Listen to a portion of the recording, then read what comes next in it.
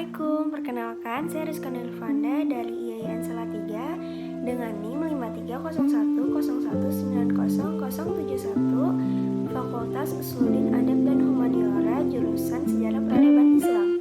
Kali ini saya akan menjelaskan sedikit tentang sejarah singkat kebudayaan Islam di Tatar Pasundan untuk memenuhi tugas ujian akhir semester di mata kuliah Sejarah Kebudayaan Islam di Indonesia. Dosen pengampu Miftahul Khairi. Selamat menyaksikan. Muara-muara sungai di Cirebon yang dijadikan sebagai tempat menjalankan kegiatan pelayaran dan perdagangan lokal, regional, dan bahkan internasional. Pada sekitaran abad ke-14 Masehi, saudagar-saudagar yang berasal dari Pasai, Arab, India, Parsi, Malaka, Tumasik, Palembang, Cina, Jawa Timur, dan Madura datang berkunjung ke pelabuhan Muara Jati dan pasar Pasambangan untuk kegiatan berniaga dan memenuhi keperluan pelayaran lainnya.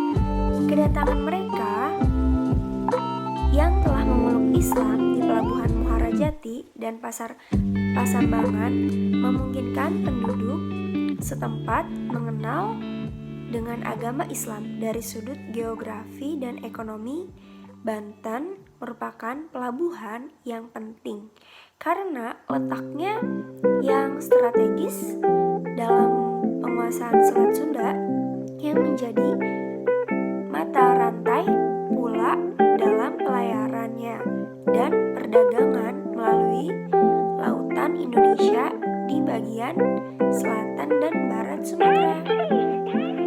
Waktu itu masyarakat Banten telah ada yang menganut agama Islam, walaupun masih merupakan bagian dari kerajaan Hindu Pajajaran. 14 tahun kemudian, orang Portugis lain bernama Barros mendapatkan Banten sebagai kota pelabuhan besar sejajar dengan Malaka dan Sumatera pada tanggal 22 Juni 1596.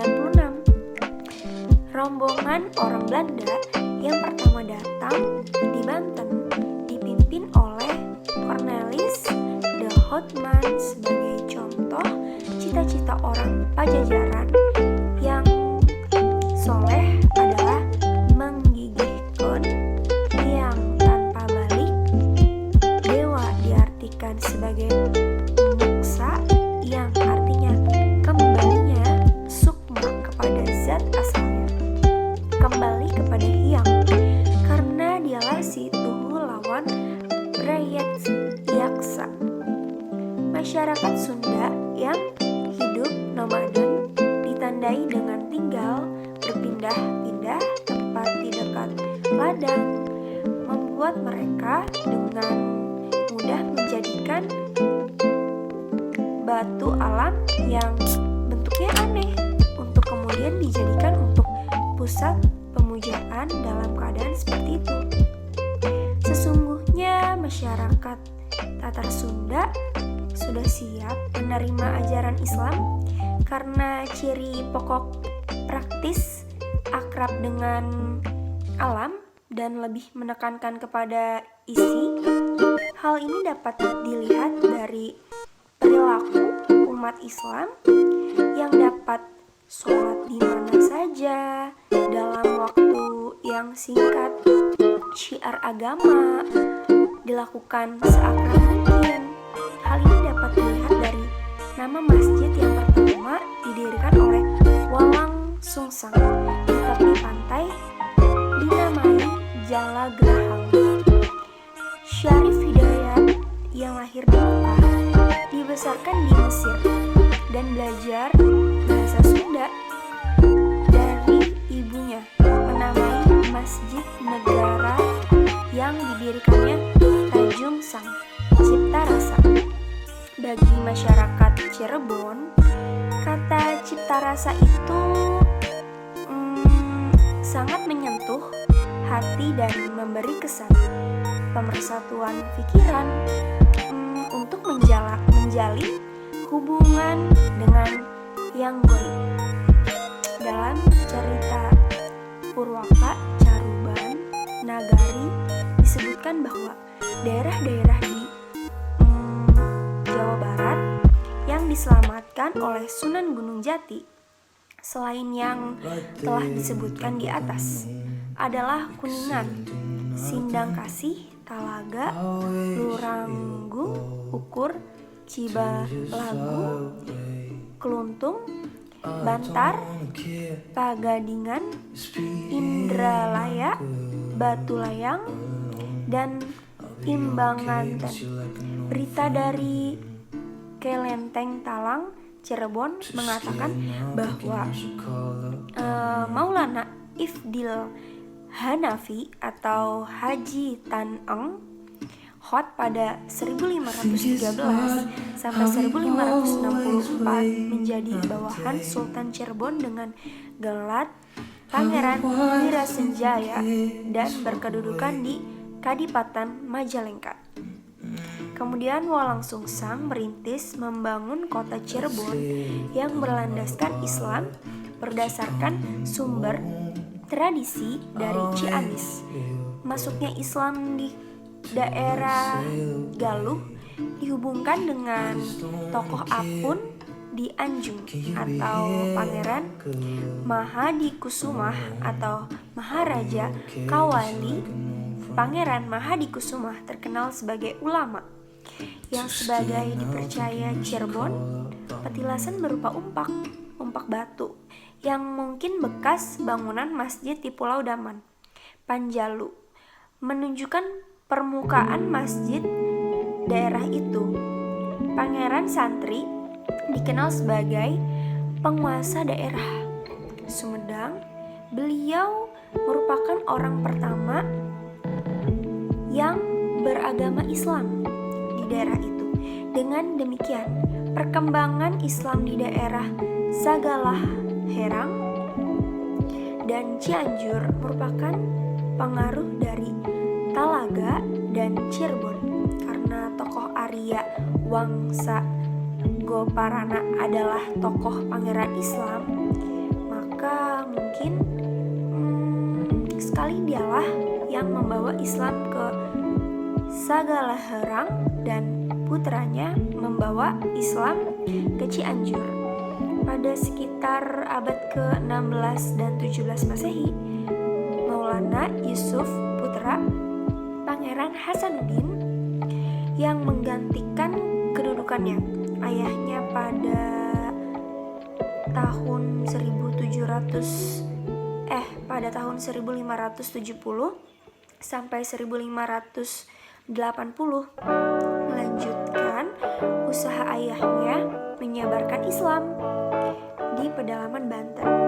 Jadi sejak tahun 1527 itu praktis ibu kota kerajaan Sunda menjadi terkurung dan terpencil di daerah pedalaman sehingga tidak dapat berhubungan dengan kota-kota di pelabuhan yang sudah ditemukan atau yang sudah diselamatkan. Konflik di Cirebon karena permintaan Sultan Ageng Tirtayasa yang membantu pasukan Trunojoyo, maka Pangeran Trunojoyo membebaskan Pangeran Martawijaya dan Pangeran Kartawijaya dari tahanan Mataram. Setelah itu Pangeran Trunojoyo membawa kedua pangeran tersebut ke Kediri untuk diserahkan kepada Nara yang kemudian dibawa ke Banten. Sejak saat itu Cirebon berada di bawah pengaruh Sultan Ageng Tirtayasa menyambut kedua pangeran itu dengan upacara kebesaran sebagai tanda penghormatan. Disaksikan oleh Pangeran Wangsakerta dengan penetapan wilayah kekuasaan yang jelas bagi masing-masing pangeran. Hal ini menjadikan konflik di antara ketiga pangeran Kala itu Pangeran Wangsakerta menuntut untuk berkuasa di Cirebon karena ketika ayah dan kedua kakaknya ditawarin di Mataram, dialah yang menjalankan pemerintahan kerajaan Cirebon. Jika dilihat dari isi perjanjian 7 Januari 1681 berimplikasi bahwa sejak saat itu Cirebon sudah tidak lagi menjadi negara yang berdaulat karena tidak lagi berdiri sendiri atau mandiri gitu, baik secara politik maupun ekonomi. Jadi harga komoditi ekspor yang bersumber dari alam Cirebon ditentukan juga oleh company demi sebesar-besarnya keuntungan yang mereka dapatkan dari sekitar ekonomi. Di samping itu adalah satu persyaratannya perjanjian yang menyangkut sektor perekonomian adalah company berhak untuk membangun benteng di Cirebon. Jadi selanjutnya ada konflik di Banten. Sebagai Sultan Anom yang tidak mempunyai hak atau urusan yang masih menjadi urusan Sultan Sepuh itulah, maka karena ingin mengadakan perjanjian yang saling menguntungkan dengan VOC, Sultan Anom itu berani menyatakan diri dengan VOC. Sultan Anom itu berani menyatakan diri bahwa Sultan Sepuh telah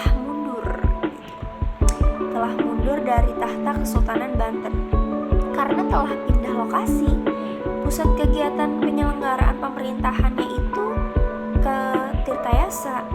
Itulah konsep yang menjadi awal konflik suksesi di Istana Kesultanan Banten yang menjadi pemicu awal terjadinya perang terbuka antara Sultan Haji dengan Sultan Ageng Tirtayasa pada tanggal 25 November 1680. Sultan Haji yang masih menjadi Sultan Anom mengirimkan utusan ke Batavia untuk mengucapkan selamat dalam acara pengangkatan Gubernur Jenderal Cornelis Spelman.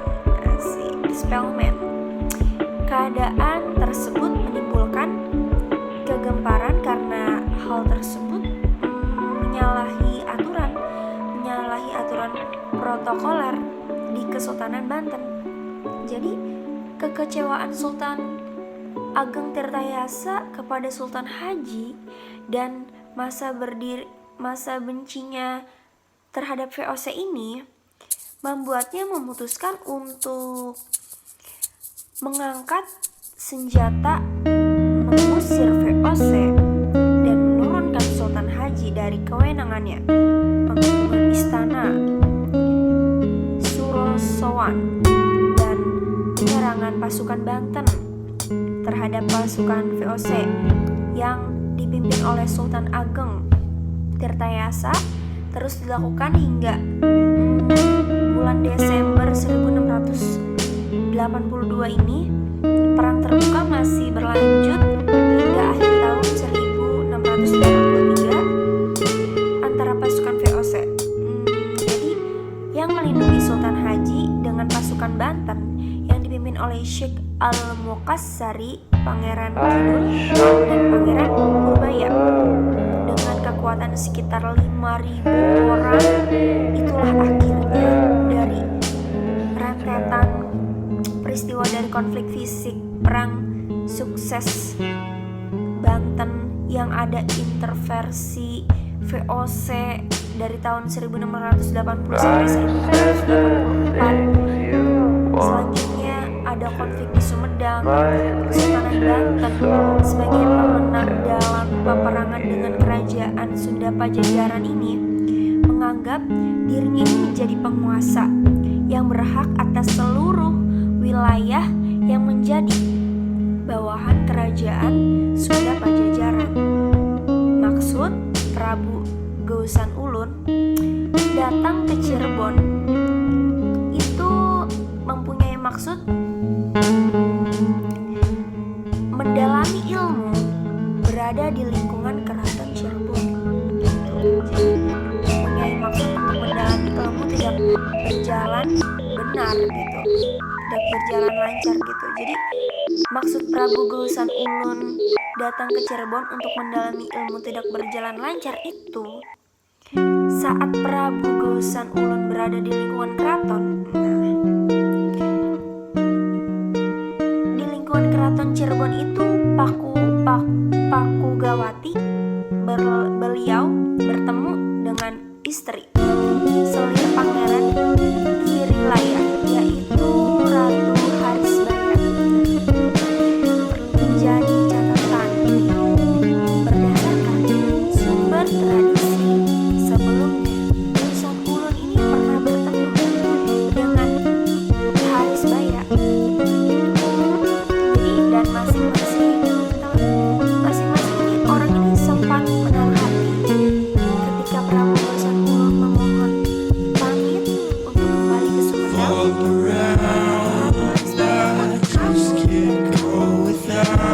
Menyusulnya kejadian Cirebon dengan kerajaan Sunda. Namun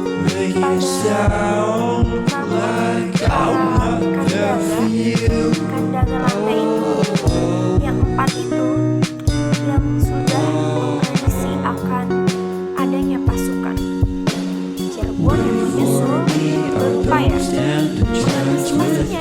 Mereka mendatangkan pasukan Cirebon sebuah perkampungan yang kemudian dikenal dengan sebutan kampung. Bukan kampung,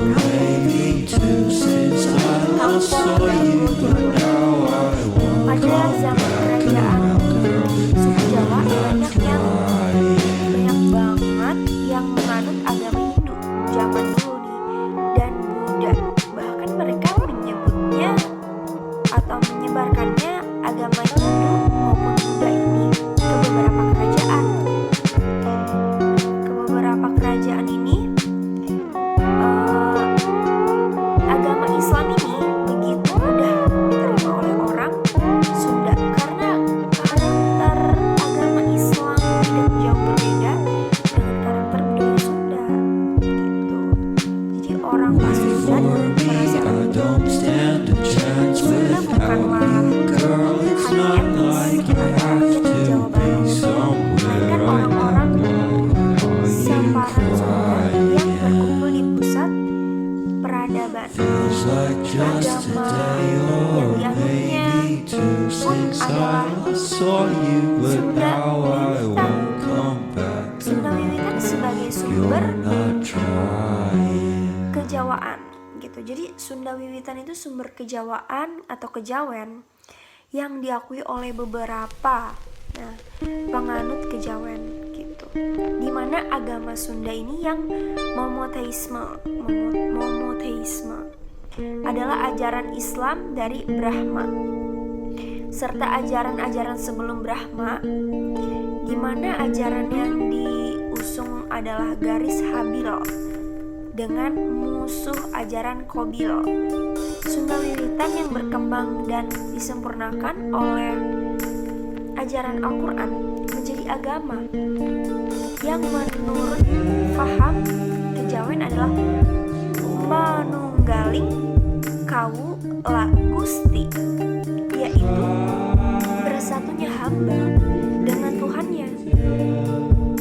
Jadi ada perspektif ajaran kejawen berdimensi tasawuf, percampuran antara kebudayaan Jawa, Hindu, dan Buddha, yang dianggap itu semua tuh orang kurang menghargai aspek fikih syariat dengan hukum-hukum agama Islam. Jadi ada alasannya itu bahwa penyebaran agama Islam pada saat itu, ya penyebaran agama Islam. Jadi alasannya penyebaran Islam pada masa itu lebih mementingkan Islam diterima dahulu walau harus menyesuaikan